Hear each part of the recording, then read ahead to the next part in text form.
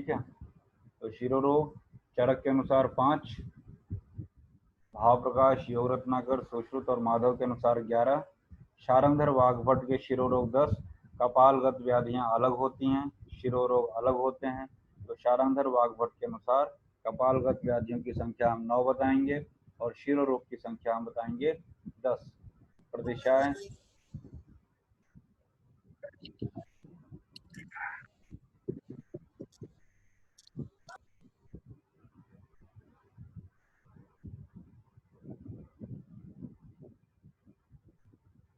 प्रतिशाय जो हुआ 4 हुआ चरक के अनुसार VPKS, सुश्रुत और माधव के अनुसार वाघभट्ट के अनुसार 5 होता है प्रतिशाय VPKRS विकर्ष, और रस रत्न समुच्चय के अनुसार छठा एक और होता है मल संचयजन। हमने सवेरे आपसे बात किया था चलते चलते कि अगर हृदय शूल हो रहा है तो क्या क्या औषधियों का हम लोग प्रयोग कर सकते हैं, वो यहाँ पे दे रखा है।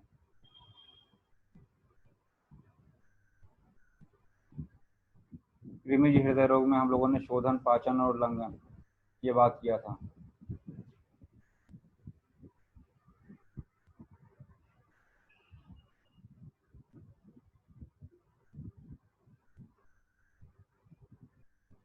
शिरोरोग की बात करते हैं। हमने वो वाला डेफिनेशन आपको सवेरे बताया था, याद आ रहा है?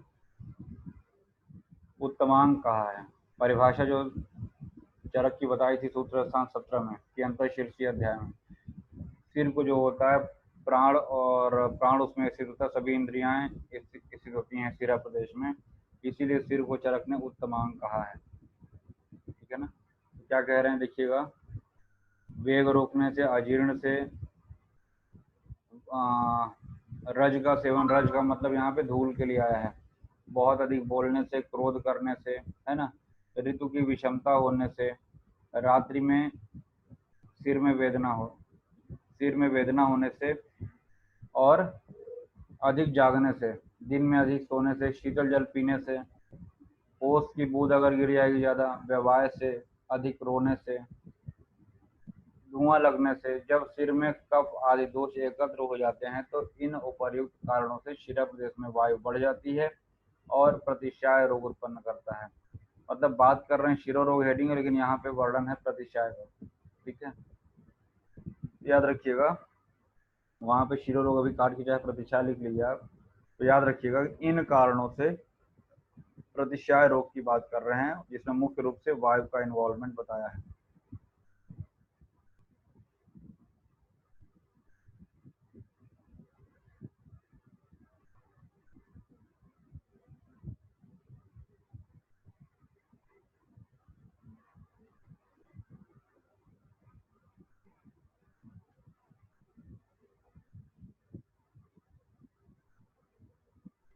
यहाँ पे लिखा हुआ है नासागत, क्योंकि प्रतिशाय की बात कर रहे हैं तो प्रतिशाय जो होता है वो नासागत रोग होता है, जिसको हम लोग शालाक्य में पढ़ेंगे सुश्रुत उत्तर तंत्र में। जब सुश्रुत का उत्तर तंत्र पढ़ाएंगे और आपका सुश्रुत का ही निदान स्थान पढ़ाएंगे 16वां अध्याय, तो वहाँ पे आपको मुख रोग संबंधित नेत्र और कर्ण रोग ये सब आपको उत्तर तंत्र और निदान 16 में मिलेगा। तो जब वहाँ पे बात करेंगे हम लोग तो उसकी चर्चा करेंगे। फिलहाल इस पेज में देखिएगा नासागत रोग की संख्या देखिए, चरक ने कोई स्पेसिफिक संख्या नहीं बताया है, सूत्र के अनुसार 31 होता है इसकी संख्या, है ना, संख्या 31 है। शारंगधर और वाघभट्ट के अनुसार नासागत रोगों की संख्या 18 है। तो याद रखिएगा सुश्रुत का नेजल डिसऑर्डर 31, शारंगधर और वाघभट्ट के अनुसार 18 है। अब यहाँ बात करते हैं वादय शिरोरोग की। एक बार इसको पढ़ते समय वो जरूर याद रखिएगा, सूत्र स्थान वाला। ठीक है, सारे के सारे वही वाद वाले ही हैं। शिव पीने से तीव्र रुजे अति दुखे, तीव्र रुजा हो रही है इसमें।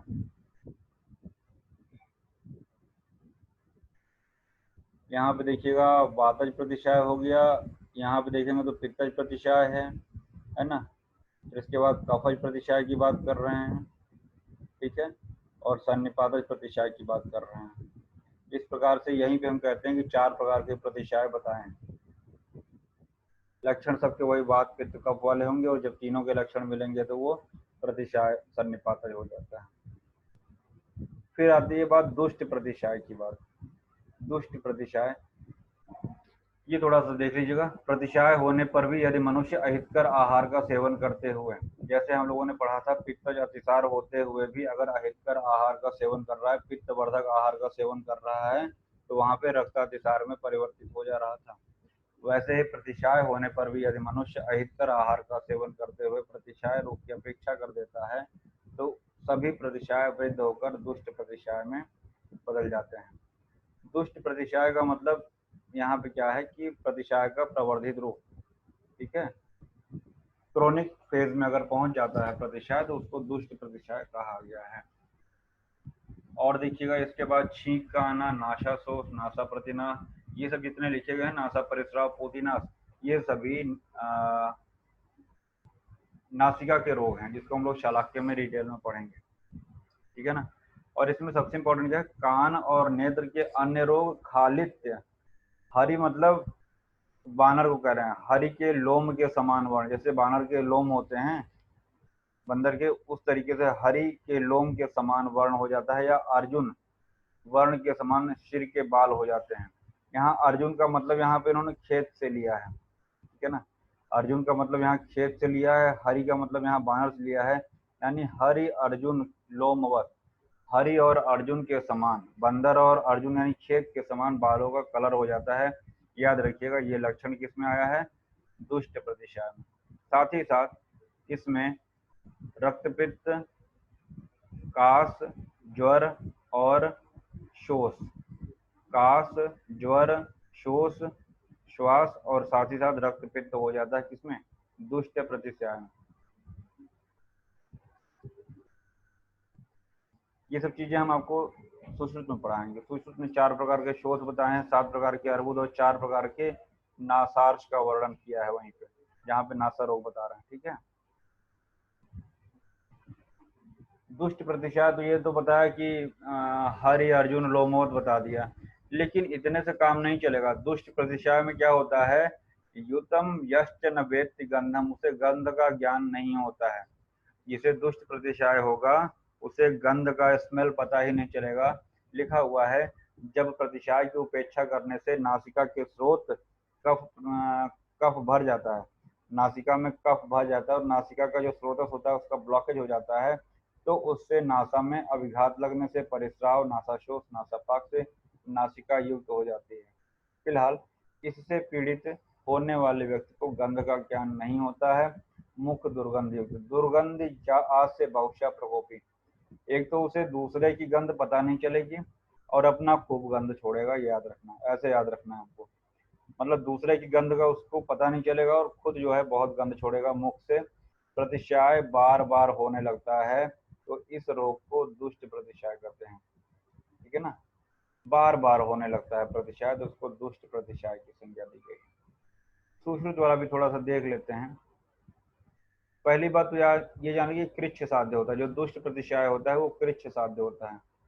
प्रक्लिद्यति पुनः नासा पुनश्च परिशुष्यते, बार बार क्लीन होता है और बार बार शुष्क हो जाता है, सूख जाता है, ठीक है ना। ये जो है दुष्ट प्रतिशाय का लक्षण है। जैसे जो दुष्ट प्रकृति के व्यक्ति होते हैं, कभी दुष्टता करते हैं, कभी कुछ टाइम के लिए ठीक हो जाते हैं, वैसे ये भी कभी नासा जो है, नासिका जो है क्लीन कर देता है, कभी सुखा देता है, इस तरीके से। और देखिएगा, निश्वास उच्छ्वास दौर्गंध्यम, श्वास लेने में मुख से दुर्गंध निकलता है। और देखिएगा, गंधान न वेत्ति च, गंध का उससे ज्ञान नहीं होता। जो चरक ने बताया है, दुर्गांधी चास से बहुशा प्रकोपी, और ऊपर क्या लिखा है, युतम यश्च न वेत्ति गंधम, वही सुश्रुत भी कहते हैं। निश्वासो उच्छ्वास, मतलब श्वास लेते समय छोड़ते समय दुर्गंध बाहर निकालता है, साथ ही साथ उसे गंध का ज्ञान नहीं होता है, और ये कृच्छ साध्य होता है। तो विमर्श में यहाँ पे दुष्ट प्रतिशाय की बात की। यहाँ पे आया छ्वयथु, आप जानते हैं छ्वयथु किसको बोलते हैं, जो छींक आती है उसको छ्वयथु बोलते हैं। यहाँ पे लिखा हुआ कफवात, यानी छींक जो है सुश्रुत के अनुसार कवि को आएगी। छ्वयथु यानी छींक जो है सुश्रुत के अनुसार कवि को आएगी। वाघ भट्ट ने छ्वयथु को भ्रंशथु कहा है, भ्रंशथु, भ से भालू वाला, भ्रंशथु, ठीक है। तो याद रखिएगा, मस्तक में वायु सभी प्रदेशों में आश्रित होकर नासागत मर्मों का स्पर्श कर छयथु रोग उत्पन्न कर, अर्थात अपने कुपित होने के कारण से कुपित वायु सिरा प्रदेश में संपूर्ण व्याप्त होकर नासिका में रहने वाले मर्म प्रदेश, ये इंपॉर्टेंट है, मर्म प्रदेश में श्लोक में भी आया है। नासिका में रहने वाला, नासिका में कौन सा मर्म होता है, कौन बताएगा? श्रृंगाटक। अच्छा, फण मर्म कहाँ होता है? नहीं से नहीं, श्रृंगाटक। मर्म प्रदेशों से संबंध स्थापित कर क्षयथु रोग उत्पन्न करता है, ठीक है ना। इसी में एक और बात आई है, नासा परिशोष, जैसा कि नाम से लग रहा है कि नासिका जो है सूखी सूखी सी, तो क्रुद्ध हुई वायु नासा प्रदेश में कफ को एवं नासा श्रृंगाटक और घ्राण को सुखाकर नासा परिशोष, अब ये मत सोचना श्रृंगाटक आगे खुश हो जाओ, नासा श्रृंगाटक और घ्राण को सुखाकर नासा परिशोष रोग उत्पन्न करता है। इट मीन जैसे हमने आपको एक कॉन्सेप्ट बताया कि हवा चलेगा, पंखा पानी को सुखा देगा, पोछे को सुखा देगा, वैसे ही क्रुद्ध हुई वायु नासागत कफ को सुखा देगी, है ना, और उसकी वजह से नासा परिशोष हो रहा है, ठीक है ना।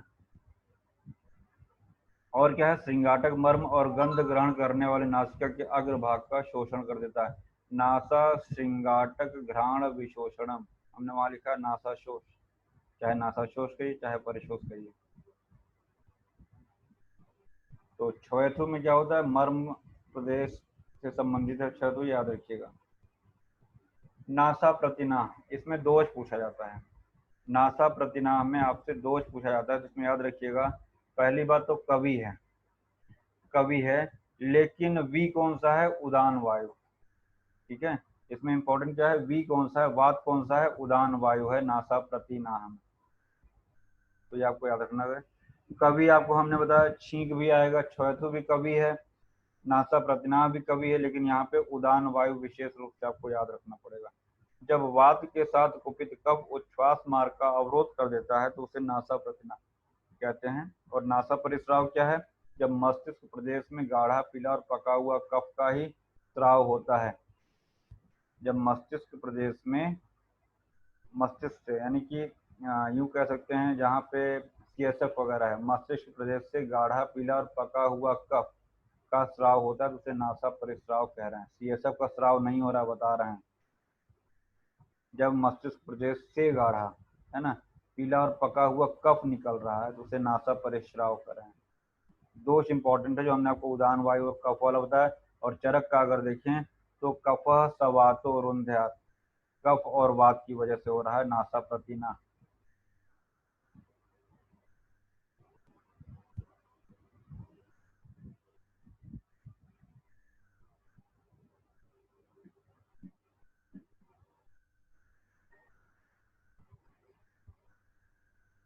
इसको मार्क कर लीजिए बुक में, जब पढ़ाएंगे तो पढ़ाएंगे। ये नासा परिस्राव का लक्षण है।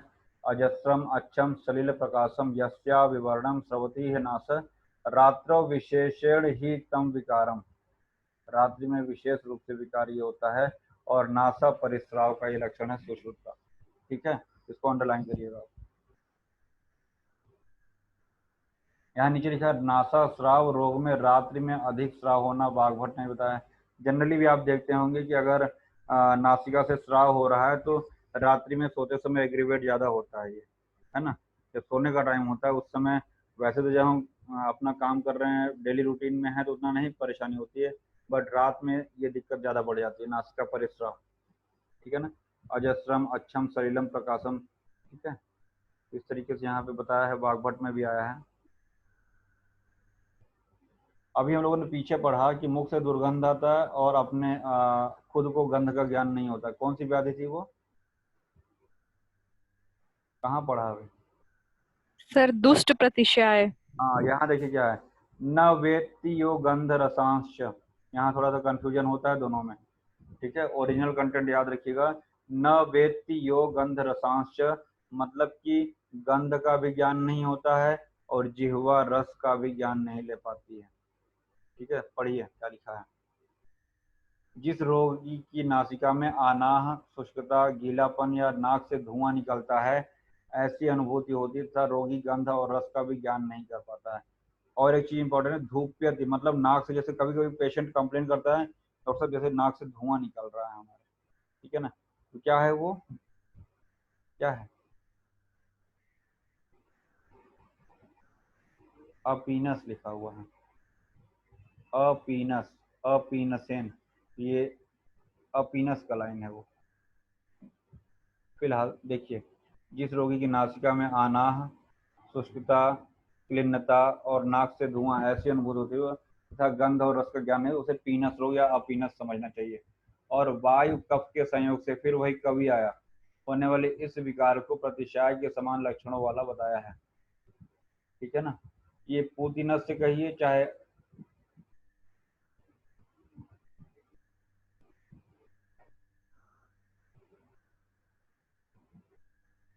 यहाँ एक चीज ये लिखा हुआ, जो नासा परिस्राव हो रहा है, अगर आप उसकी चिकित्सा नहीं करते हैं तो उसी की उपेक्षा से जो है अपीनस बनता है, और उसी अपीनस को ये पूतिनस भी कह रहे हैं, अपीनस या पूतिनस। और ये उसका लक्षण बताया है कि अगर ये बढ़ जाता है, प्रवर्धित रूप में होता है, तो गंध और रस का ज्ञान समाप्त कर देता है। और इसमें दोष बताया है क्या, श्लेष्म और अनिल। देखिए लास्ट लाइन में अनिल और श्लेष्म आया है ये, ठीक है ना। तो इसमें भी दोष अपीनस में क्या हो गया, कवि हो गया। ठीक है ना। और सबसे इंपॉर्टेंट बात क्या है, प्रतिशाय समान लिंगम, इसके लक्षण जो हैं प्रतिशाय के समान, अपीनस के लक्षण प्रतिशाय के समान। मॉडर्न में हमने इसको राइनाइटिस से कंपेयर किया है। यहाँ जो लिखा है राइनाइटिस, यानी अपीनस को हमने राइनाइटिस लिखा है।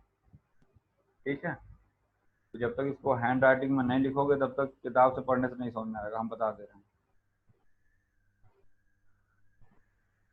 नासिका पाक में जो है, नासिका में जब रक्त और पित्त का प्रकोप होता है, तो यहाँ पे आपको कहाँ गया, हाँ, रक्त और पित्त याद रखिएगा। दोष इसमें जो है रक्त और पित्त का प्रकोप दिया हुआ है, और इसमें पाक के साथ साथ शोथ हो जाता है नासिका के अंदर, इसे घ्राण पाक कहते हैं या नासिका पाक। और शोथ में क्या होता है, वात पित्त कफ नासिका में स्थित रक्त आदि धातुओं को दूषित कर शोथ उत्पन्न करते हैं। घ्राण आश्रिता असिक प्रभृतिन प्रदूष्य कुर्वन्ति नासा श्वेतु मलांश। हालांकि श्लोक में वात पित्त कफ अलग अलग नहीं आया है, लेकिन आपको याद रखना पड़ेगा कि नासिका शोथ में रक्त दूषित हो रहा है, जो स्पष्ट रूप से आया है अश्रिक। घ्राण आश्रिता असिक प्रवृत्तिन आया हुआ है ना, प्रदूष्य, यानी कि जो उसमें दूष्य है, जो दूषित हो रहा है नासिका शोथ में, वो आपका क्या है, रक्त है।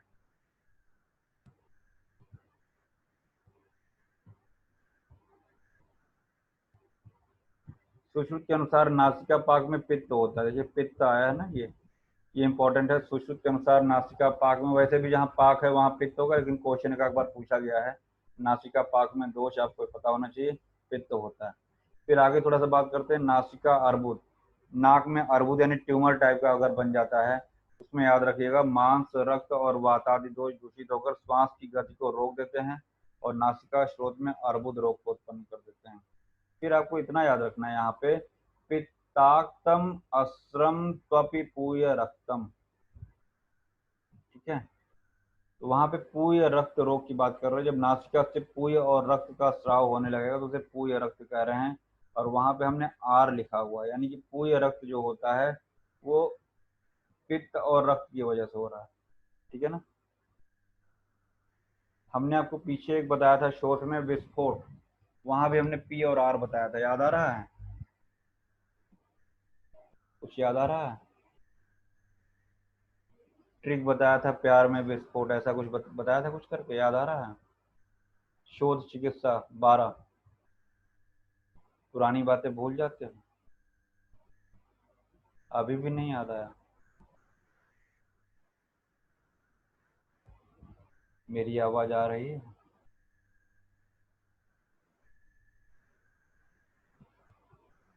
यस सर, वॉइस आ हमको तो लगा कि हम अकेले पढ़ रहे हैं, पढ़ा रहे हैं। नहीं सर, वॉइस आ रही है। गोरखपुर वाले भाई साहब, आवाज आ रही है।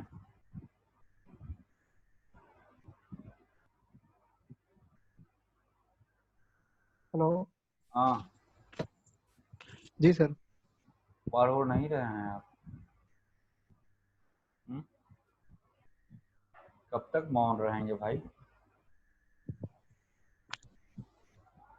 पढ़िए, सब लोग पढ़िए, टेस्ट आज भी हो सकता है। मांस, रक्त और वातादि दोष दूषित होकर श्वास की गति को रोककर नासिका स्रोत में अर्बुद, अर्बुद हमने बताया ट्यूमर होता है। फिर उसके बाद बात आती है पूय रक्त की। तो पहला वाला जो श्लोक है वो नासिका अर्बुद का है, और जो दूसरा वाला जो लाइन है वो पूय रक्त का है। तो पूय रक्त में पित्त और अश्रिक है, पित्त और अश्र यानी कि रक्त है। फिर नीचे लिखा हुआ है दुष्ट प्रतिशाय के उपद्रव में रक्त पित्त होना बताया गया है। जो दुष्ट प्रतिशाय है जो अभी हम लोगों ने पढ़ा, उसका अगर उपद्रव हो जाता है तो उपद्रव स्वरूप रक्त पित्त हो जाता है। एक एक पॉइंट सबका लिखिएगा। नासा दीप्त में भी आपका जो है दोष पूछा जाता है, तो दीप्त से लग रहा पित्त होगा, तो याद रखिएगा नासा अरुंशिका, पित्त के साथ कुपितवात, सब में दोष इंपॉर्टेंट है। पीजी पॉइंट ऑफ व्यू से सबका दोष इंपॉर्टेंट है बस। तो नासा अरुंशिका जो है वीआईपी हो गया। नासा दीप्त में नाम से लग रहा है, हालांकि यहाँ पे स्पष्ट रूप से नहीं किया है, लेकिन नासा प्रदीप्त में जो है नासा दीप्त में पित्त होना चाहिए। अब यहाँ से शिरो रोग की बात कर रहे हैं। वो जो वहाँ पे हेडिंग पड़ा था वहाँ पे आप चाहे नासा रोग डाल सकते हैं ना, तो वहाँ पे हेडिंग पड़ा हुआ था, वहाँ पे नासा रोग डालिए, शिरो रोग यहाँ से स्टार्ट हो रहा है। तो संख्या हम लोग वहाँ पढ़ चुके हैं, रिवाइज रिपीट नहीं करेंगे। सब लिखा हुआ है, सारंगधर वाग्भट 10, और इन्हीं के कपालगत रोग हमने 9 बताए थे, ठीक है। और सुश्रुत वगैरह के अनुसार 11 है। फिलहाल देखते हैं कारण क्या क्या हो सकते हैं, निदान क्या क्या हो सकते हैं। यदि शिरा प्रदेश में वायु कुपित होता है तो शिरा में अधिक वेदना होती है ना। दाह वेदना पित्त की वजह से, यदि कफ है तो गुरुता होगा, ये हम जानते हैं। और पित्त, वात और कफ के तीनों के लक्षण मिलेंगे तो ये सन्निपातज हो जाता है। यदि शिरा प्रदेश में कृमियां पड़ जाएं तो कृमि पड़ने से वहाँ कंडू होगा, दुर्गंध होगा, और जैसे कोई सुई चुभा रहा है, ट्रिकलिंग पेन, ऐसी वेदना होती है, तो ये कृमि का। यहाँ में इन्होंने स्पष्ट रूप से ये कह दिया। अब निदान तो मुझे नहीं लग रहा, ये सारा का सारा इन्होंने लक्षण बता डाला अलग अलग, वादज का, पित्तज का, कफज का और सन्निपातज, कृमिज का, इन्होंने सबका लक्षण बता दिया एक साथ, ठीक है ना। तो निदान वाली हेडिंग तो मुझे नहीं सही लग रही है, उसको आप लक्षण लिख सकते हैं। यहाँ पर संक्षेप में 5 प्रकार के शिरो रोग का वर्णन किया गया है। सुश्रुत ने रक्तज और क्षयज शिरशूल 2 अधिक माने हैं। शिरशूल है, ध्यान रखना, शिरो रोग नहीं है। रक्तज और क्षयज शिरशूल 2 अधिक माने हैं। इसके अतिरिक्त सूर्यावर्त, अनंतवाद, अर्धावेदक और संखक, ये 4 विशेष रूप से पृथक माने हैं, और चरक ने डिस्क्राइब किया है, लेकिन हम लोग उसको पढ़ेंगे इन चारों को कहाँ पे, सिद्धि स्थान के 9वें चैप्टर में, त्रिमर्मी सिद्धि में, ठीक है ना। और यही चारों इंपॉर्टेंट है आपका चाणक्य पॉइंट ऑफ व्यू से भी, एग्जाम पॉइंट ऑफ व्यू से भी। अर्धावेदक जिसको हम लोग माइग्रेन कहते हैं, ये सब हम लोग वहाँ पे भी पढ़ेंगे। तो आप ये याद रखिएगा कि रक्तज और क्षयज जो शिरशूल है ये सुश्रुत में आया हुआ है।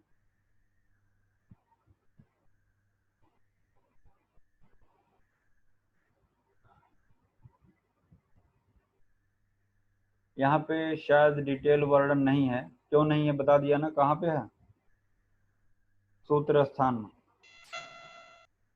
सूत्र स्थान में सारा का सारा डिटेल वहाँ पे दिया हुआ है, ठीक है ना, इसलिए यहाँ पे बहुत संक्षिप्त रूप से चरक ने निपटा दिया है। फिर यहाँ पे ये मुख रोग स्टार्ट कर देते हैं। मुख रोग की अगर बात करते हैं तो मुख रोग सुश्रुत ने निदान 16 में बताया है। बाकी उनका शालाक्य वाला जो पोर्शन है ईएनटी का, वो आपका उत्तर तंत्र में जाता है। बट मुख रोग की अगर हम बात करते हैं, कंठ रोग की बात करते हैं, तो दंत रोग, ये सब आपका आ जाता है निदान 16 में, ठीक है, निदान के लास्ट वाले चैप्टर में। तो देखिएगा चरक ने 4 मुख रोग बताया और कहीं कहीं 64 भी बताया है, तो 4 और 64 दोनों याद रखेंगे। सुश्रुत के मुख रोग 65, थोड़ा सा न्यूमेरिकल वाले जो होते हैं ना, जब तक हमने क्या किया था, मैं आपको बता दे रहा हूँ कैसे। जब हम लास्ट फेज में आते हैं कि हमको एग्जाम देने जाना है, तो हमारे पास एक ऐसी नोट्स होनी चाहिए कि संख्या वाले सारे के सारे विद कंपैरेटिव, हम शलाके की बात कर रहे हैं, एनटी की बात कर रहे हैं, एक हम चार्ट बनाएंगे उसमें, ठीक है ना। लेफ्ट साइड में ऊपर से नीचे तक एकदम लेफ्ट साइड वाले कॉलम में शिरो रोग, नेत्र रोग, कर्ण रोग, मुख रोग, इस तरीके से बना लेंगे। और ऊपर जो राइट में जितने कॉलम बिल्कुल ऊपर रहेंगे वर्टिकल में, सब में जो है आचार्यों के नाम लिख देंगे, तो एक हमारा कंपैरेटिव चार्ट तैयार हो जाएगा, जिसको हम बार बार देखेंगे तो वो याद हो जाएगा। अब विभिन्न आचार्यों ने, किसी ने मुख रोग 65 बताए, किसी ने 75 बता दी, किसी ने 74 बता दिए हैं। कितना याद करेंगे, कब तक याद करेंगे? तो तब तक नहीं याद होगा जब तक सारा का सारा आप एक साथ नहीं लिख डालोगे। ठीक है, इतने में दिमाग घूम गया होगा कि कोई सिरोरोग कुछ बता रहा, कोई कुछ बता रहा, कोई कुछ बता रहा, कोई कुछ बता रहा। तो जब उसको आप कॉपी में लिख डालोगे और उसको पेस्ट कर लोगे अपने नोट्स में, तो वो बहुत इजीली आपको हमेशा के लिए बना रहेगा। जो जो इम्पोर्टेंट चीजें हैं वही हम बताते चलेंगे। देखिए अभी हमने आपको कहा ना, कहीं 4 बताए हैं, कहीं 64 बताए हैं, ये खुद भ्रमित हो जाते हैं। तो कहीं 4 बता रहे हैं, BPKS, देखिए वात, पित्त, कफ और सन्निपात। फिर आगे कह रहे हैं क्या, रक्तादि दूष्य आकृति के अनुसार नाम भेद से 64 प्रकार के होते हैं, इसीलिए हमने आपको 4 और 64 दोनों प्रकार का बताया। ठीक है ना, तो ऑप्शन देख के लगाएंगे हम लोग क्या पूछ रहे हैं। सुश्रुत में मुख रोग संस्थान, रिमेंबर यही गड़बड़ होता है। मुख रोग संस्थान अगर पूछेगा तो 7 आंसर लगाते हैं। ठीक है, संस्थान जैसे हमने आपको बताया, दंतगत, जिह्वागत, तालुगत, ओष्ठगत, ये सब संस्थान होते हैं। तो इस प्रकार सुश्रुत ने 16वें चैप्टर में 7 संस्थान बताए हैं, जिनको आश्रित कर, जिनके आश्रित सारे के सारे मुख रोग होते हैं। और म्यूट कर लो, किसी का अनम्यूट है। और इन सभी मुख रोगों की टोटल संख्या कितनी होती है, 65। और अगर इस संस्थान की बात करें, मतलब जिन पे आश्रित होकर ये व्याधियां उत्पन्न होती हैं, उनकी संख्या है 7। तो आप देख लीजिएगा क्वेश्चन क्या पूछ रहा है, मुख रोग का संस्थान पूछ रहा है कि मुख रोग की संख्या पूछ रहा है। ठीक है, फिर अब बात आती है कर्ण रोग की। कर्ण रोग की अगर हम बात करते हैं तो सुश्रुत के अनुसार ज्यादा आंसर लगाया जाता है, 28 होते हैं। ठीक है, सुश्रुत के अनुसार कर्ण रोग 28 है। चरक 4, भाव प्रकाश, योग रत्नाकर 28 है। शारंगधर का भी इंपॉर्टेंट है, 18। ठीक है,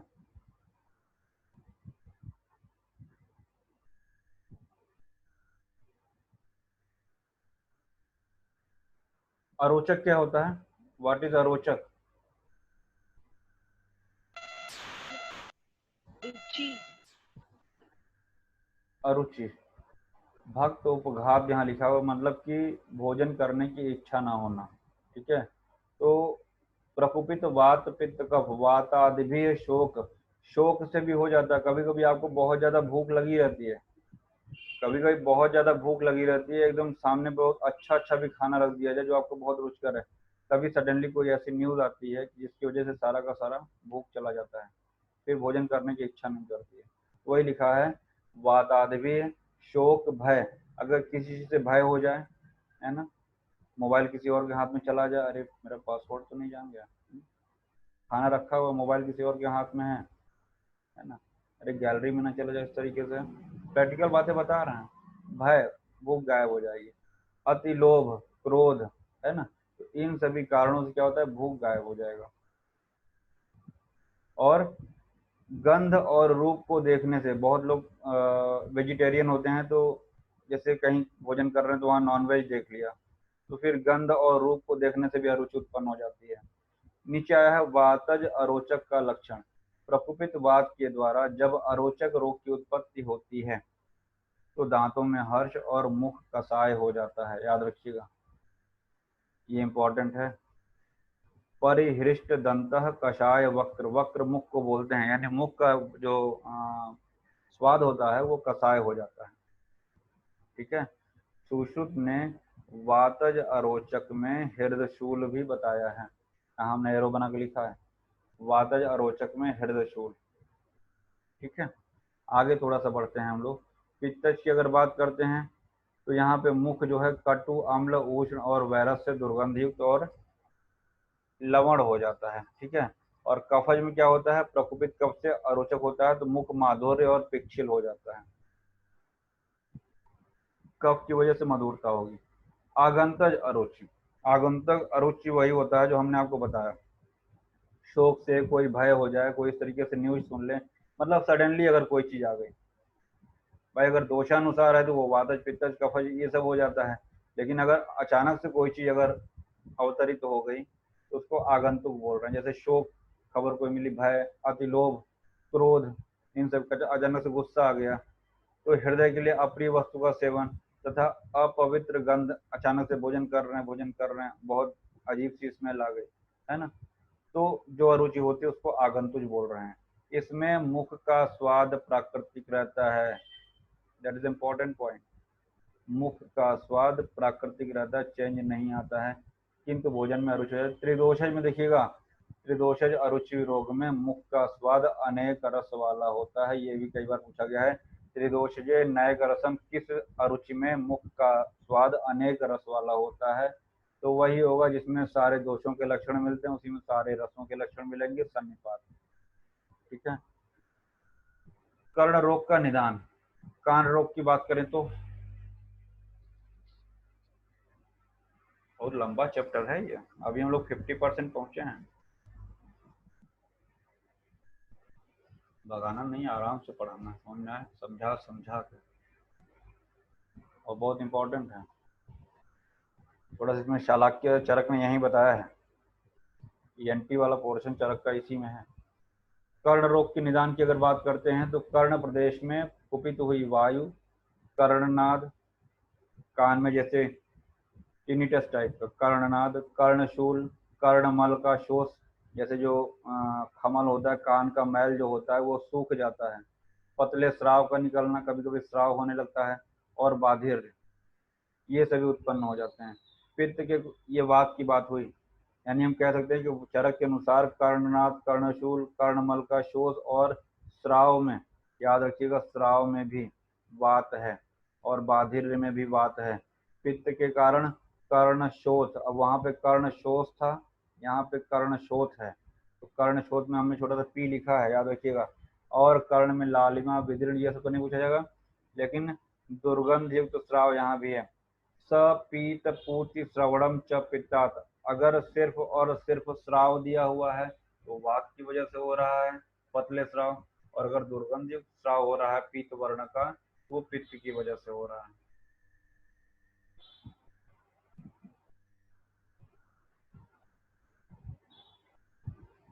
यहाँ नेत्र रोग दे रखा है चरक में 4 और 96, जैसे मुख रोग 2 बार बताया, वैसे यहाँ पे 4 और 96 नेत्र रोग हो गया। सुश्रुत वाला इम्पोर्टेंट है, उसको भी देखते हैं।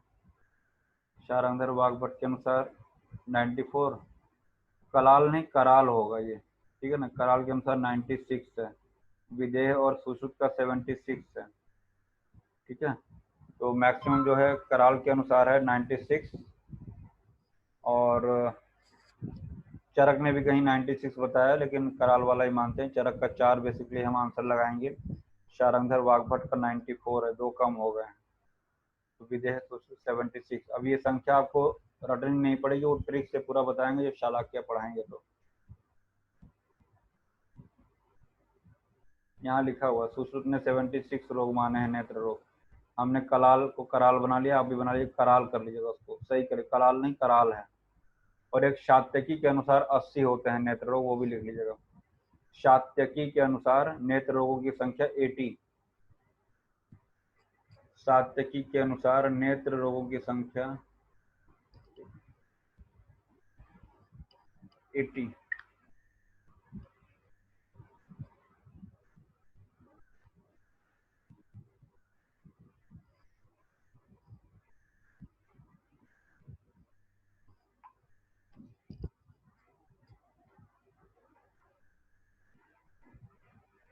यहाँ नीचे कुछ अरोचक की चिकित्सा लिखी हुई है, जिसमें देखिए सुलोचना भ्रम लिखा हुआ है, नीचे सुलोचना भ्रम लिखा हुआ है, दिख रहा है कि नहीं दिख रहा? रस केसरी, सुलोचना भ्रम, यवानी शाडो चूर्ण, और लवंगादि वटी नहीं, लवंगादि चूर्ण है, लवंगादि चूर्ण। यवानी शाडो चूर्ण में लिखा हुआ है 100 पिपली और 200 मरीच पड़ा रहता है, 100 पिपली और 200 मरीच, यवानी शाडो चूर्ण। राजक्षमा में क्या पढ़ा है, यवानी शाडो का क्या आया था वहां पे, कुछ याद आ रहा है? वहां भी अरुचि, सर ये वहां भी अरुचि की बात किए थे, स्वरभेद की बात किए थे, वहां क्या आया था अरुचि सर कि स्वरभेद आया था?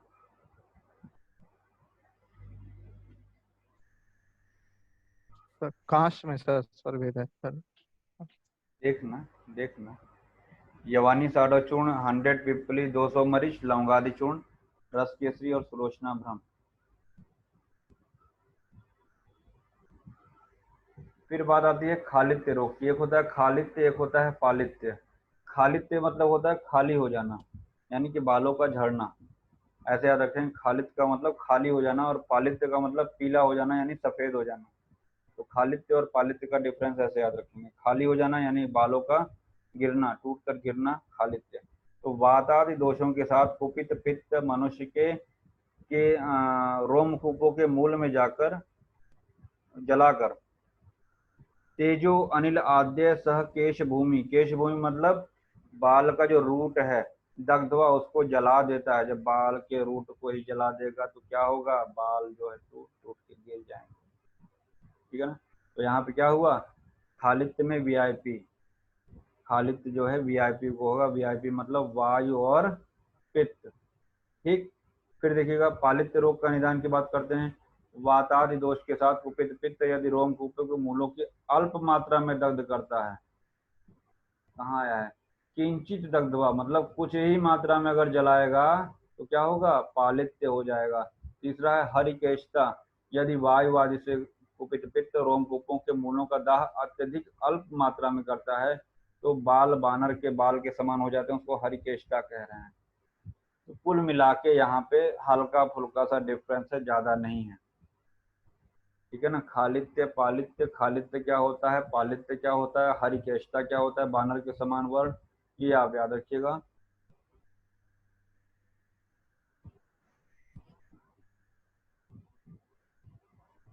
नव प्रतिशय में धूमपान कराते हैं, याद रखिएगा।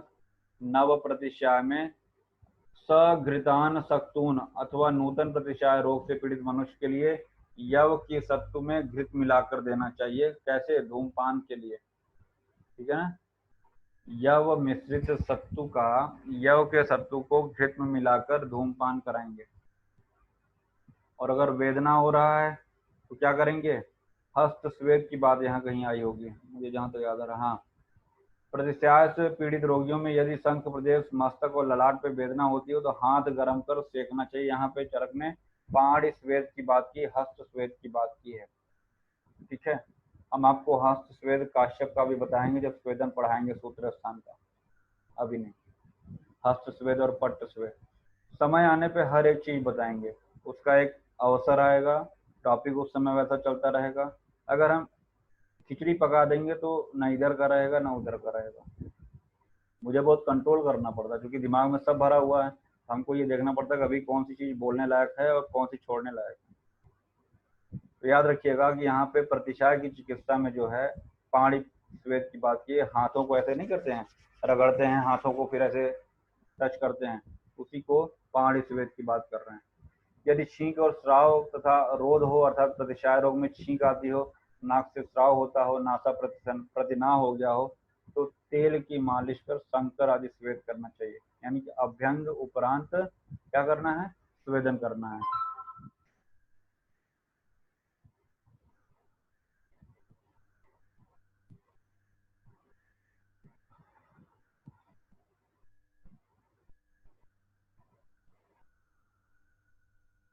नस्य के बारे में डिटेल आपको पंचकर्म जब पढ़ाएंगे वहां पे आएगा, सिद्धि स्थान में तब बताएंगे। और साथ ही साथ मात्रा शिति अध्याय जब पढ़ाएंगे सूत्र स्थान का, तो वहां से हम आपको नस्य के बारे में बताएंगे।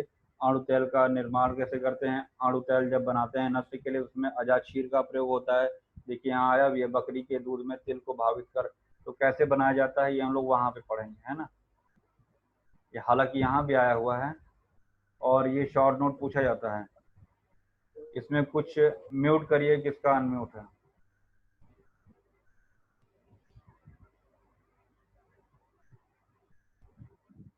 ये अणु तेल निर्माण यहाँ से देख लेना। साथ ही साथ सूत्र 5 में भी आया है अणु तेल, तो लिख लीजिए सूत्र 5 में अणु तेल आया है और यहाँ भी आया है। और इसको 10 बार पाक करते हैं, यहाँ नीचे लिखा हुआ 10 बार पाक किए हुए इस तेल का नाम अणु तेल है। इसमें जो तेल पाक किया जाता है 10 बार किया जाता है। ठीक है।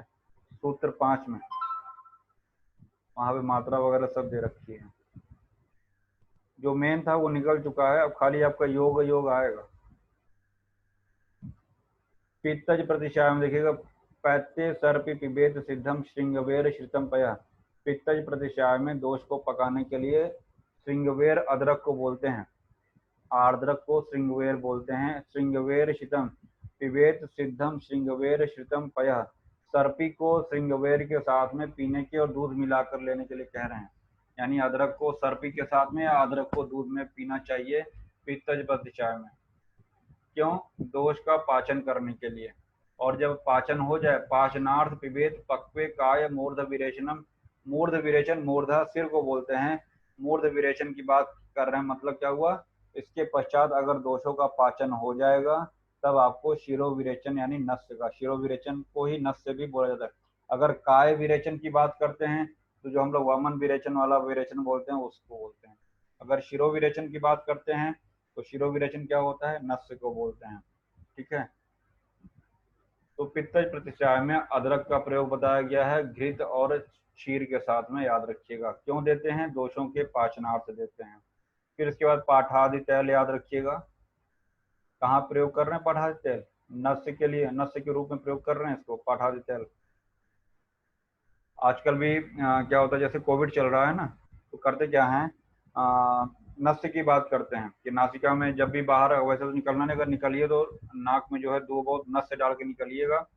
नासा है शीर्षो द्वारम, नासिका जो है सिर का द्वार है, सिर उत्तमांग है, तो आपको अपने गेट का हर कोई सुरक्षा करता है, तो अपने गेट की सुरक्षा यानी नासिका की सुरक्षा के लिए उसमें नस्य लेके चलिए, तेल की बूंदे डाल के रखिए, तो जितने फॉरेन पार्टिकल्स हैं उसमें उलझ जाएंगे, फंस जाएंगे और अंदर प्रविष्ट नहीं हो पाएंगे। तो ये बहुत अच्छा है, मतलब प्रोफाइलैक्सिस के लिए, प्रिवेंशन के लिए बहुत अच्छा है नस्य। कफज प्रतिष्ठाय में सबसे पहले लंघन कराएंगे और लंघन कराने के बाद घी से लेप करने के बाद स्वेदन कराना है। ये सब, और परिसेचन भी आया है, ये सब चीजें आपको नोट करना पड़ेगा, छोटा छोटा करके आपको पूरा का पूरा ये नोट करना पड़ेगा। मनशिलादि हमने आपको श्वास का सिक्का पीछे आया था, देखिएगा, मनशिलादि धूम आया था, है ना। मन तेजी से सत्य मुक्त हुआ, हमने आपको वहां पे ट्रिक बताया था। यहाँ पे मनशिलादि क्या आया, चूर्ण नस्य देने के लिए आया है। प्रथमन नस्य क्या होता है, अभी तो बिल्कुल आप कुछ नहीं जानते होंगे। प्रथमन नस्य यूं समझिए कि नाक के पास कोई चूर्ण पाउडर ले आके फूंक मार देना और वो पूरा नाक के अंदर चला जाता है।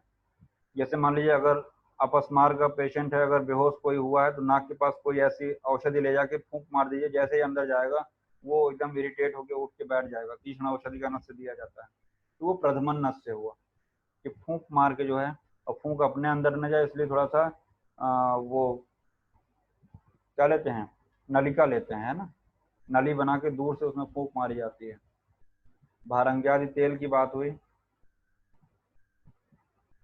जिस योग में दिक्कत होगा, नहीं समझ में आएगा, पूछ लेना, क्योंकि यहाँ से अब इम्पोर्टेंट शुरू होने जा रहा है। ठीक है ना, अब यहाँ से इम्पोर्टेंट खेल शुरू हो रहा है। दुष्ट पीनस की चिकित्सा, दुष्ट पीनस रोग में त्रिदोष नाशक चिकित्सा करनी चाहिए, पहली बात तो याद रखिएगा। यानी कि पीनस दुष्ट प्रतिशाय, वही दुष्ट प्रतिशाय का, चाहे दुष्ट पीनस में त्रिदोष यानी वात पित्त कफ तीनों की चिकित्सा करेंगे।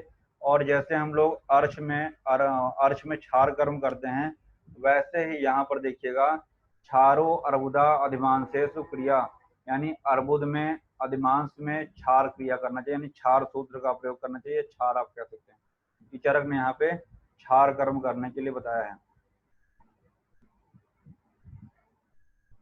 मायूर घृत, ये इति वाला है तो इम्पोर्टेंट है। मायूर घृत सिर्फ और सिर्फ शिरोरोग में नहीं है, देखिएगा, घृत के सेवन से शिरोरोग, अर्जित रोग यानी फेशियल पैरालिसिस, कान के रोग, आंख के रोग, नाक के रोग, जिह्वा, तालु, मुख और गले के रोग दूर होते हैं। ये लाइन जो है ना बच्चा, इसको जरूर याद रखिएगा।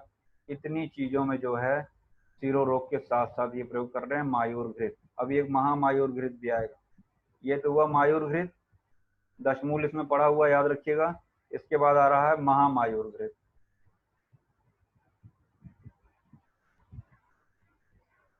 बंध्यासुत प्रदम, जीवनी घृत हमने पढ़ाया था आपको वात रक्त में शायद, तो वहां भी बंध्यासुत प्रदम आया था। ठीक है, तो बंध्यासुत प्रदम जीवनी घृत के लिए आया है, और महामायूर घृत हम वहां बताए थे आपको।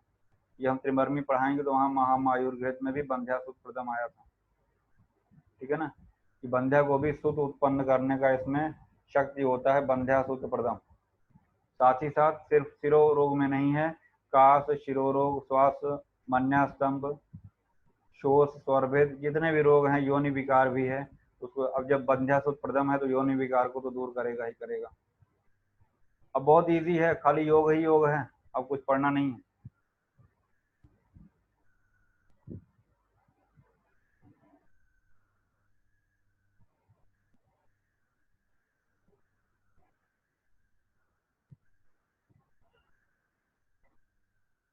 एरंडादि धूमवर्ती अवपीडन नस्य कवल ग्रह का प्रयोग, कवल गंडूस जानते हैं, जिसका संचरण कर लेते हैं, मुख्य संचारित या मात्रा कवल प्रकृति का, जो जिसका संचरण मुख में पानी वगैरह लेके अगर औषधि लेके उसको हिला लें तो वो कवल है, और जिसको हिला न सके वो गंडूस होता है। ठीक है ना। तो मुख रोगों में जनरली कवल से बहुत लाभ मिलता है, तो कवल का प्रयोग करना चाहिए। मुख रोगों में धूमपान, प्रधमन, विरेचन, है ना, ये सभी क्या होते हैं, हितकर होते हैं। ये अब देखिए, ये कई बार पूछा गया है, पिप्पल्यादि चूर्ण। पिप्पल्यादि चूर्ण बहुत इंपॉर्टेंट है। मुख रोगेषु सर्वेषु सछोद्र, छौद्र मतलब मधु, मधु के साथ में सभी प्रकार के मुख रोगों में देते हैं पिप्पल्यादि चूर्ण। याद रखिएगा, ज्यादा कंटेंट नहीं है, कंटेंट भी याद रखना होगा आपको। पिप्पली है, अगरू, दारू हरिद्रा है, यवक्षार है, रसांजन है, सबसे इंपॉर्टेंट क्या है, रसांजन, रसौत रसांजन को बोलते हैं, और हरितकी भी है, पाठा, तेजोवती, पथ्या, पथ्या मतलब हरितकी का पर्याय है पथ्या, संभाग, ये सभी संभाग में लेते हैं। तो सारे के सारे कंटेंट बहुत इंपॉर्टेंट है, याद रखिएगा। दारू हरिद्रा की छाल, यवक्षार, रसांजन, हालांकि रसांजन भी जो होता है दारू हरिद्रा दारवी क्वास से ही बनता है। ये दारवी लिखा हुआ है ना, दारवी जो है ये दारू हरिद्रा के लिए आया है। क्योंकि हम द्रव्य गुण से हैं तो मुझे लगता है जब प्लांट बताने लगते हैं तो लगता है कि सारा उसका डिटेल बता रहा हूँ, फिर मुझे रुकना पड़ता है। तो दारवी क्या है, दारू हरिद्रा के लिए आया है, और रसांजन भी बेसिकली दारू हरिद्रा से है। तो इसका मतलब कहीं ना कहीं ये है कि दारू हरिद्रा और रसांजन का मुख रोगों में अच्छा रोल है। मधु मिलाकर प्रयोग करते हैं पिप्पल्यादि चूर्ण का। सीधु, माधव, माध्विक, मध्य विशेष, इन सभी के साथ इस चूर्ण का प्रयोग कवल धारण।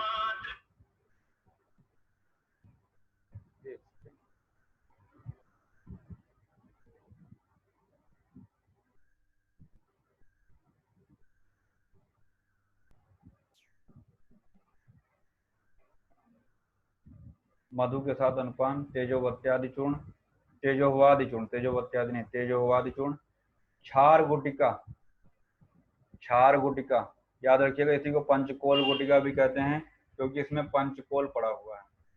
इसी को पंचकोल गुटिका भी कहते हैं क्योंकि पिप्पली, पिप्पली मूल, चब, चित्रक और नागर यानी पंचकोल पड़ा हुआ है, तो पंचकोल गुटिका भी इसको कहते हैं। क्षार गुटिका को 7 दिन तक काले मोखा की राख में रख दें। कोई बताएगा काले मोखा क्या होता है कोई गांव वाला? अब कोई होगा भी तो नहीं बताएगा कि हमको तो गांव वाला कह देंगे फिर से। गांव में पहले जो होता ना गौखा होता था, जिसमें डिबरी दिया रखा जाता था, याद आ रहा है कुछ ऐसा, किसी ने देखा है कभी? Yes sir. Yes sir. तो दिया रखा जाता था, पूरा वो दीवार को काला कर देता था उस गौखे में, है ना। तो उसकी जो राख होती थी उसमें रख दिया जाता था इस गोली को। इस क्षार गुटका की गोली बनाकर वही कहा गया है काले मोखा की राख में रख दें। यदि गुटिका सभी प्रकार के कंठ रोगों में अमृत के समान लाभकारी होती है, इसलिए इसको मुख में रखकर धारण करना चाहिए। ठीक है। और देखिए करकंद मात्रा में गोली जो बनाएंगे बेर के बराबर बनाएंगे। करकंद यानी बेर की जो गोली होती है, वो बेर की जो गुटली होती है, गुटली नहीं कहेंगे, बेर ही कहेंगे, बेर के समान उसकी गोली बनाएंगे और 1 सप्ताह तक उसको इस तरीके से राख में रखेंगे। और ये कंठ रोग के लिए आपको याद रखना है, यानी पंचकोल गुटका यानी क्षार गुटका जो है कंठ रोगों में हितकारी होती है। कंठ रोगेषु सर्वेषु धारया, चूसना है, धारण करना है, मुख में धारण करना है। ठीक है। फिर आया है कालक चूर्ण, मोस्ट इंपॉर्टेंट। हमने डीजी क्यों लिखा है जानते हैं? डी फॉर दंत रोग, जी फॉर गल रोग। ये देखिए दंतास्थ गल रोग अनुत, बहुत इंपॉर्टेंट है ये। और यहाँ भी सछौद्र, ऊपर पिप्पली में आया था, पिप्पल्यादि चूर्ण में, यहाँ भी आया है।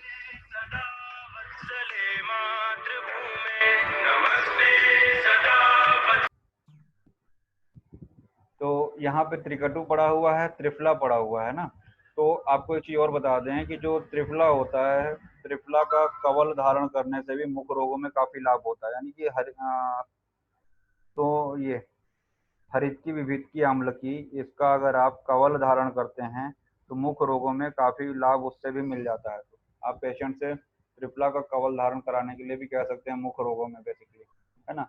जहाँ पे स्टोमेटाइटिस वगैरह हो जाता है, मुख में छाले वगैरह पड़ जाते हैं, तो इसका अच्छा रिस्पॉन्स मिलता है त्रिफला का कवल धारण करने से। साथ ही साथ इसमें त्रिफला पड़ा हुआ है कालक चूर्ण में, त्रिकटु पड़ा हुआ है, और इसमें डीजी यानी कि दंत गल रोग, दंत और गल रोगों में छौद्र के साथ में, शहद के साथ में कालक चूर्ण को प्रयोग करना है।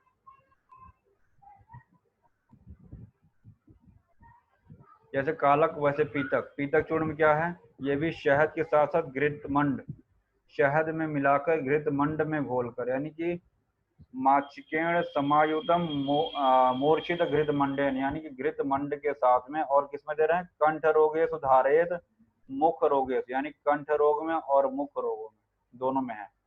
वो डीजी था, और ये क्या है, अगर हम मुख रोग को एम कहें और दूसरा क्या है कंठ रोग, तो यहाँ पे एम के कह सकते हैं।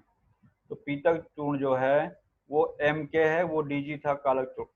तो इस तरीके से जब आप ट्रिक बना के याद करोगे तभी आपका एग्जाम में क्लियर हो पाएगा। अदरवाइज कंफ्यूजन में इसका उसमें उसका उसमें हो जाता है। पीतक में मूर्छित घृतमंड था कि कालक में था, है ना। तो इस तरीके से आपको याद रखना पड़ेगा।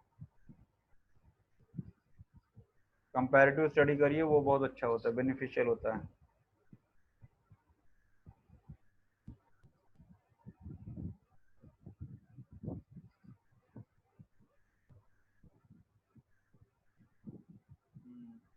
खदिरादि गुटका, ये इसका बहुत प्रयोग भी होता है क्लिनिकली। खदिरादि गुटका, इसमें खदिर सार एकेसिया कैटचू 1 तुला होता है, अरिमेद विट खदिर होता है 2 तुला। याद रखिएगा, विट खदिर इसको अरिमेद बोलते हैं, वो 2 तुला है, और खदिर सार यानी जो अकेसिया है वो 1 तुला है। तो याद रखिएगा खदिर। तो यही कंटेंट इसका इंपॉर्टेंट है। खदिरादि गुटिका एंड तैल लिखा है, देखिए इति में आया है। इसकी गुटिका भी बनाते हैं, और तैलम च, चाहे खदिरादि गुटिका पूछे चाहे खदिरादि तैल पूछे, प्रयोग इसका मुख रोग में ही है। आपसे कोई इसमें कंटेंट पूछना नहीं जा रहा, लेकिन जो मेन कंटेंट था वो आप जरूर याद रखिएगा।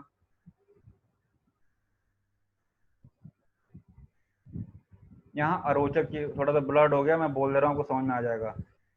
अरोचक की चिकित्सा, हमने आपको एक आगंतुक अरोचक अभी बताया था कि भोजन करने बैठे हैं, अचानक से कुछ ऐसा न्यूज सुन लिया कि हाँ दिक्कत हो गई है, तो वहां पे क्या करेंगे कि हर्षणी और आश्वासन चिकित्सा करेंगे, है ना। हर्ष पहुंचाने वाला और आश्वासन देने वाला, जैसे हम लोगों ने अतिसार में पढ़ा था, याद आ रहा है। जैसा छत्तर छह में आपको हाँ, बताया था। छाता छह नहीं, भयज, शोकज और भयज। भयज, शोकज और भयज। वहां पे ये हम लोगों ने चर्चा की, वात हरि क्रिया, वात हर क्रिया करेंगे, और हर्षण और आश्वासन चिकित्सा करेंगे। वैसे यहाँ पे अरोचक की चिकित्सा में भी आया है, याद रखिएगा। 4 कवल ग्रह योग, कवल की बात वही हमने बताया कि जो मुंह में ऐसी चीजों को रखेंगे जो हिला ना सके, थोड़ी देर मुंह को इतना भर लेंगे, सॉरी मुंह के संचारे थे अगर जो हिला लें, जिसका संचरण कर सकते, जिसको हम लोग बोलते हैं जनरल लैंग्वेज में कुल्ला करना, मतलब मुंह में पानी भर के उसको गार्गल की तरह हिलाते। गार्गल तो अलग चीज हो गया, चारों तरफ उसको मूव करते हैं, तो उसको कवल कहते हैं। उस कवल को करने के लिए चरक ने यहाँ पे 4 योग बताए, उसको देख लीजिएगा। कूट, सवर्चल, जीरा, इस तरीके से मरीच मिला के, विड लवण मिला के एक योग बनाया है। दूसरे में आंवला, एला, इस तरीके से मिला के। तीसरे में लोध है और तेजबल, हरड़ है, हरितकी उसमें पड़ा हुआ है, सोंठ है, पिपली है, यानी त्रिकटु पड़ा हुआ है। तो इस तरीके से चारों योग आप देख लीजिएगा, इसका कवल धारण कराना है। फिर यहाँ पे अरुचि का सामान्य चिकित्सा सिद्धांत दिया हुआ है।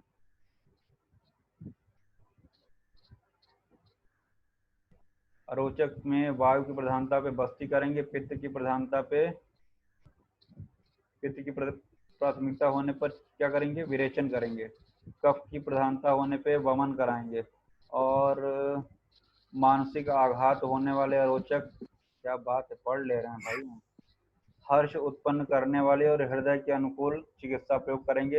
ये सामान्य सी बात हुई कि वातज अगर है अरुचि तो वहाँ पे बस्ती, पित्तज है तो विरेचन, और कफज है तो वहाँ पे वमन इत्यादि, है ना। और अगर वहाँ पे कोई इस तरीके से शोक उत्पन्न करने वाली अरुचि है तो वहाँ पे हर्षणी क्रिया करेंगे, मन के अनुकूल, हृदय को जो प्रिय हो ऐसी बातें करेंगे। ठीक है ना, तो इसकी बात है। कर्ण रोग में प्रतिशय रोग की तरह वाद शामक क्रिया करनी चाहिए। याद रखिएगा, कर्ण रोग में आपको प्रतिशय नाशक चिकित्सा करना है। कर्ण रोग में प्रतिशय वाली चिकित्सा।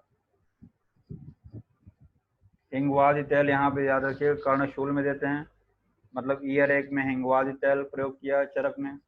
गंध तेल इंपॉर्टेंट है, शायद ऊपर कुछ लिखा भी होगा मैंने यहाँ पे, यहाँ लिख लीजिएगा। गंध तेल जो है भग्न में भी प्रयोग करते हैं सुश्रुत के अनुसार। सुश्रुत के अनुसार गंध तेल जो है भग्न में है, और चरक का जो गंध तेल है वो कर्णशूल में है। ठीक है, याद रखिएगा इसको। कर्ण रोग में चरक के अनुसार है, सुश्रुत के अनुसार भग्न यानी फ्रैक्चर में प्रयोग करते हैं गंध तेल। क्षार तेल, इसमें 4 लवण पड़े हुए हैं, और क्षार तेल हमने आपको कहाँ बताया था, याद आ रहा है कुछ? क्षार वटिका, क्षार गुटिका, वाटिका उधर है और क्षार तेल कर्णशूल में, याद आ रहा है? कई बार हमने बता रखा है आपको, मेनी टाइम्स। कर्णशूल हमने जब शोध पढ़ाया था तो वहां भी आपको बताए थे, उधर रोग पढ़ाए थे वहां भी बताए थे। अब यहाँ पे क्षार तेल आखिर आ ही गया, तो याद रखिएगा इसमें 4 लवण पड़े हुए हैं और ये कर्णशूल में प्रयोग कर रहे हैं।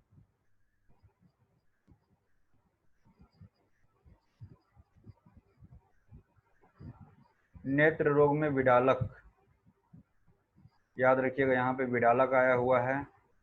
विडाल पदक एक क्वेश्चन आया था अभी कुछ दिन पहले किसी एग्जाम में यूजी के, विडाल पदक।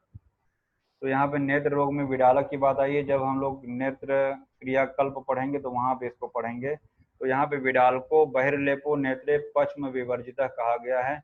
याद रखिएगा, विडालक उसे कहते हैं जो लेप नेत्र के बाहरी भाग में चारों ओर लगाया जाता है। पश्चिम को छोड़ के जो आईब्रोज होते हैं उन पे नहीं लगाना है, आईब्रोज को छोड़ के एक तरीके का लेप लगाया जाता है चारों तरफ नेत्र के बाहर, उसको विडालक कहा जाता है।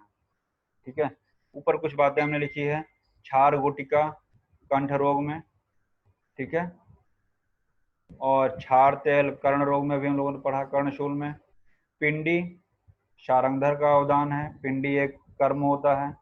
विडालक वाग्भट ने सबसे पहले बताया है, भले यहाँ पे चरक में भी आया है, लेकिन डिटेल में अगर विडालक किसका अवदान है अगर पूछा जाएगा, अब आप ये मत कहिए पहले चरक बता चुके थे, विडालक का प्रयोग चरक ने बताया है, विडालक के बारे में डिटेल वाग्भट ने बताया है। ठीक है ना, तो वह से विडालक, वह से वाग्भट।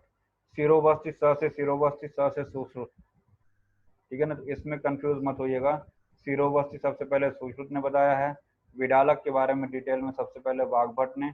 और एक पिंडी होता है, पिंडी सबसे शंकर जी का पिंड होता है, तो स से शंकर, स से शंकर और प से पिंड हो गया। शंकर जी का पिंड यानी शारंगधर ने बताया पिंडी के बारे में। इस तरीके से हम इसको कंफ्यूज नहीं होंगे, याद रखेंगे।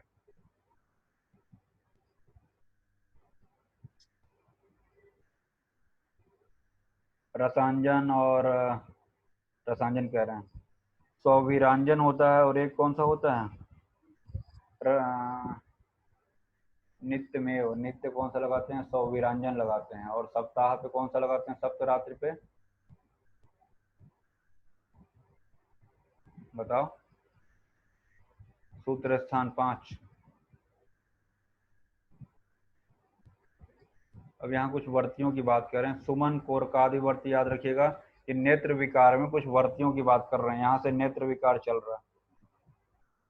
ठीक है, यहाँ पे बृहत्यादि वर्ती, सुमन कोरकादि वर्ती, सैंधवादि वर्ती कफज रोग के लिए है। और सुमन वाला जो था, सुमन प्यार, पित्त और रक्त, याद रखिएगा पित्त और रक्तज विकार। यही सब तरीका होता है बच्चा याद करने का, जो हमको एग्जाम टाइम में स्ट्राइक कर जाता है। हमको वहाँ पे विद्वत्ता नहीं झाड़नी है अपनी, 4 ऑप्शन में से हमको सही ऑप्शन देखना है और निकल लेना है। ठीक है सर वो रसांजन और सोविरांजन होता है हाँ, शायद। तो जो वीर होता है, वीर के साथ नित्य रहना चाहिए, उसका भी ट्रिक है। हमारा हर एक काम ट्रिक से है। तो जो सौवीरांजन होता है यानी वीरों के साथ नित्य रहना चाहिए।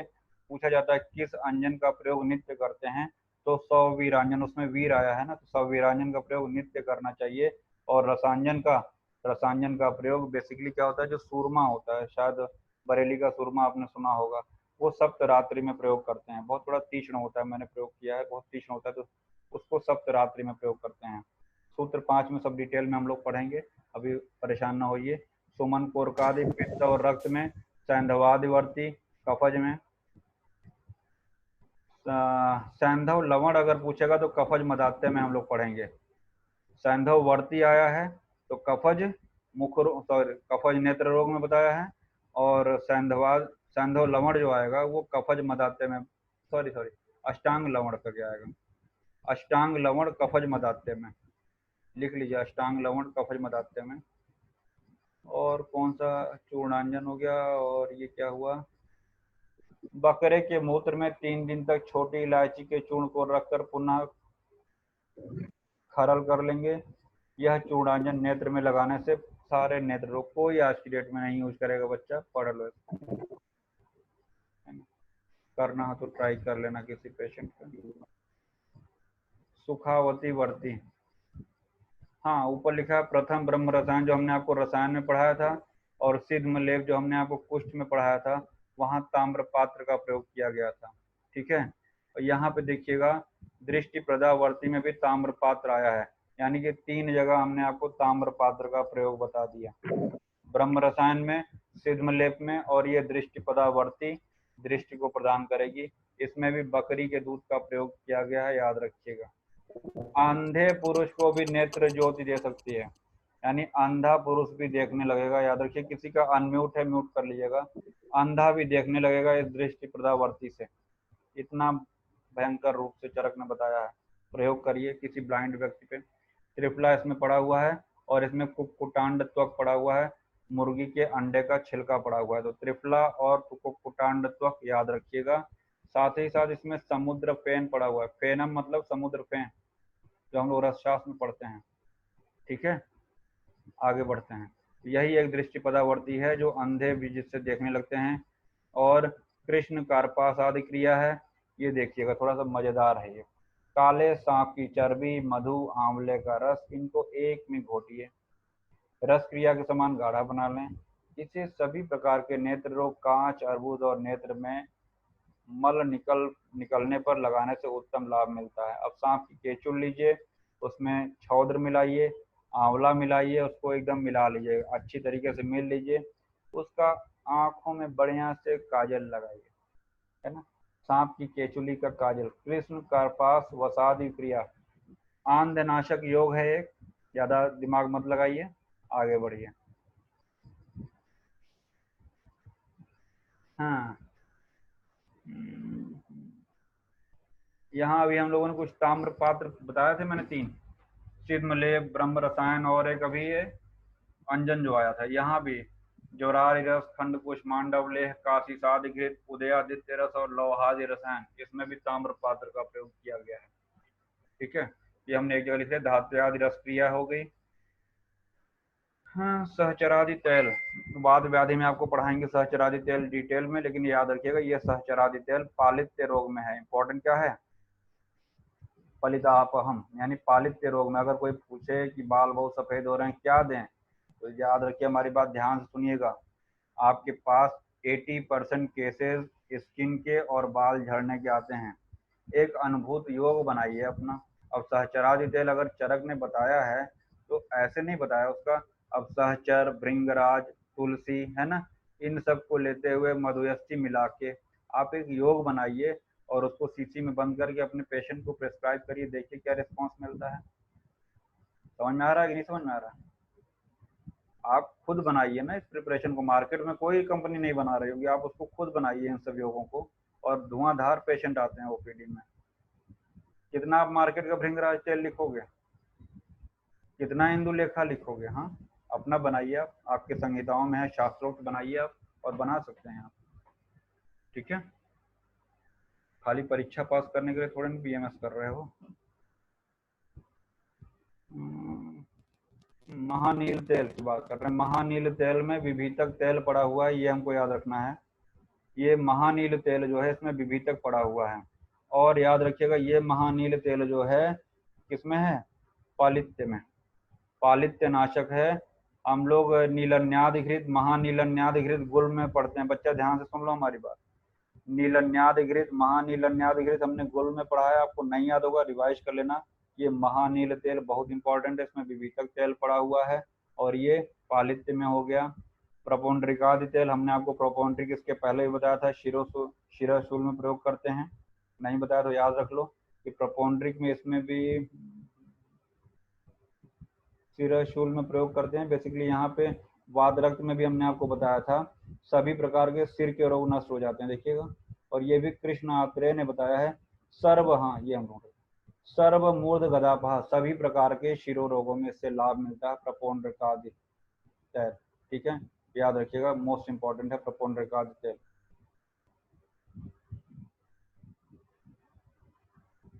ये कुछ ऊपर स्वर भेद के योग हैं, हमने आपको पीछे जब बताया था वहां भी बताया था, जब राजक्षमा में हमने स्वर भेद बताया था।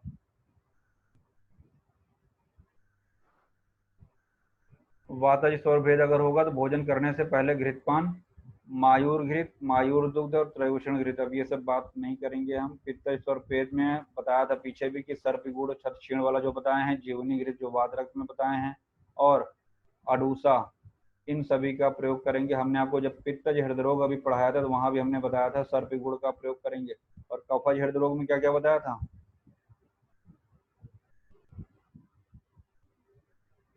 पिछला लेक्चर भूल गए, नहीं बताया था, शिला जतु च्यवनप्राश, पता नहीं क्या क्या, कुछ ऐसा ऐसा नहीं पढ़ा था हम लोगों ने, और क्या क्या था, जाग रहे हो सब, सोए तो नहीं हो, हेलो, लास्ट लेक्चर भी नहीं याद है। यूट्यूब पे कोई सुनेगा भी तो सोचेगा क्या पढ़ाते हैं डॉक्टर साहब, बच्चे इनके जवाब नहीं दे पाते हैं। सर हृदय आर्णव रस, वो हम नहीं पूछ रहे हैं, हम पूछ रहे हैं कफज हृदय रोग में। जैसे हमने बताया कि पित्तज हृदय रोग में चरक ने कहा कि पीछे जो सर्पी गुड़ बताए हैं उसको पढ़ लीजिएगा, वैसे ही कफज हृदय रोग में भी उन्होंने कुछ पुराने योग ही बताया कि वहाँ पे जो बताया तो वहाँ यहाँ प्रयोग कर लीजिएगा। वही हम पूछ रहे हैं कफज हृदय रोग में क्या क्या बताया उन्होंने। बुक है तो पलट के देख लो ना, हृदय रोग में कफज हृदय रोग की चिकित्सा, तब बताओ हमको आप। फिलहाल पित्तज स्वर भेद में सर्पिगुड़ का प्रयोग करेंगे, और ये सर्पिगुड़ वही वाला है जो छद छेड़ में बताया गया है, और इसी सर्पिगुड़ का पित्तज स्वर भेद में और पित्तज हृदय रोग में साथ ही साथ छद छेड़ में हम लोगों ने पढ़ा।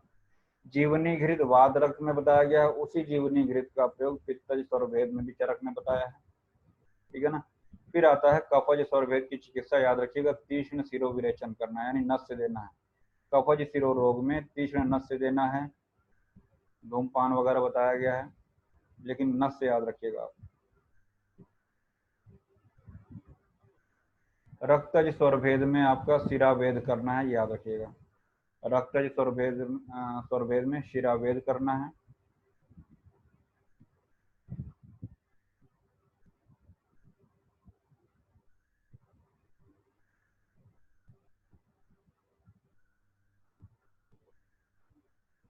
भयंकर विष जिस प्रकार सांप के शरीर में रहते हुए भी सांपों को नष्ट नहीं करता, उसी तरह जन्म काल से ही एक साथ रहने के कारण अनुकूल हुए ये वातादि दोष गुण में विरुद्ध होने पर भी परस्पर एक दूसरे के गुण को नष्ट नहीं करते हैं। सोचिए इतना इंपॉर्टेंट लाइन चरक ने त्रिमर्मीय चिकित्सा में, मतलब बस यूं ही बोल दिए, और कितना इंपॉर्टेंट श्लोक है आप देखिएगा।